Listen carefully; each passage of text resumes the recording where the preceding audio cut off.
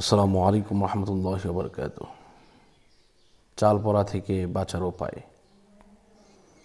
আপনি শয়তানের ধোঁকায় পড়ে চুরি করে ফেলেছেন। আপনার এমন অবস্থা হয়ে গেছে যে আপনি চুরি করার পরে আপনি আল্লাহর কাছে তওবা করছেন, কান্নাকাটি করছেন। চাল পড়ার জন্য আপনি অনুতপ্ত, যে কারণ চাল পোড়া খাওয়ালে আপনি 100% ধরা পড়ে যাবেন। চাল পোড়া এমন একটা জিনিস, এটা যদি আপনাকে খাওয়ায়, প্রথমে আপনার যে সিমটমটা হতে পারে, আপনার জিহ্বা উল্টে যেতে পারে। 2 নম্বর হচ্ছে আপনার গলা দিয়ে রক্ত বের হতে পারে। 3 নম্বর হচ্ছে আপনার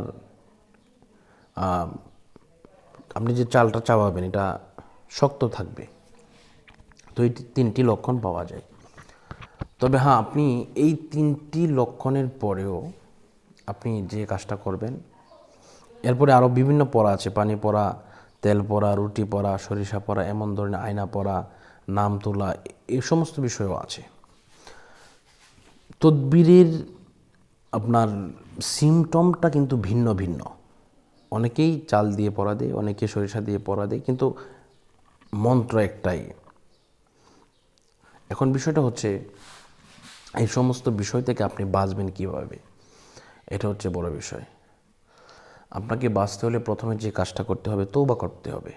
আল্লাহ পাক বলেছেন, ইল্লা মান তাবা ওয়া আমানা ওয়া আমিলা আমালান সালিহা ফাউলাইকা ইউবাদদিলুল্লাহু সাইয়্যাতিহিম হাসানাত ওয়া কানাল্লাহু গফুরুর রহিমা। ইল্লা মান তাবা, যদি কেউ তওবা করে, ওয়া আমানা, এবং ঈমান আনয়ন করে, ওয়া আমিলা আমালান সালিহা, এবং আমলে সালিহা করে, ফাউলাইকা ইউবাদদিলুল্লাহু সাইয়্যাতিহিম হাসানাত, আল্লাহ পাক রব্বুল আলামিন ওই বান্দার গুনাহগুলোকে নেক দ্বারা বদলায় দিবেন, পরিবর্তন করে দিবেন। সুবহানাল্লাহ। এজন্য আপনি তওবা করলেন, তওবা করার পরে তদবির করাতে হবে, 100% তদবির করাতে হবে। আপনি যদি তদবির না করান, তাহলে আপনি চাল পড়া, আপনি তওবা যতই করেন, আপনার চাল পড়া খাওয়ালে আপনি অবশ্যই ধরা পড়ে যাবেন। এজন্য তদবিরের জন্য ইনশাল্লাহ যদি আমার সাথে যোগাযোগ করেন, আমি 100%ভাবে তদবির করে দিতে পারবো। আপনার কোনো সমস্যা হবে না। চাল পড়া, বাটি পড়া, পানি পড়া, রুটি পড়া, বাটি চালা, এর যত ধরনের, সরিষা পড়া সহ যত ধরনের পড়া আছে, সমস্ত কিছু থেকে আপনি হেফাজতে থাকবেন। হেফাজত আমি হচ্ছে ওসিলা, হেফাজতে রাখার মালিক হচ্ছে আল্লাহ। যেহেতু আল্লাহ পাক বলেছেন, ফাল্লাহু খায়রুল হাফিজ ওয়া হুয়া আরহামুর রাহিমিন। আল্লাহ পাক রব্বুল আলামিন আমাদের সকলকে কবুল করুন, মঞ্জুর করুন। আমরা যে পাপটা করেছি, এটা যে বুঝতে পেরেছি, এমন পাপ আমরা কোনোদিন করব না। এই সমস্ত চুরিধারী থেকে আল্লাহ পাক আমাদের সকলকে হেফাজত করুন, ঈমান আমলকে হেফাজত করুন।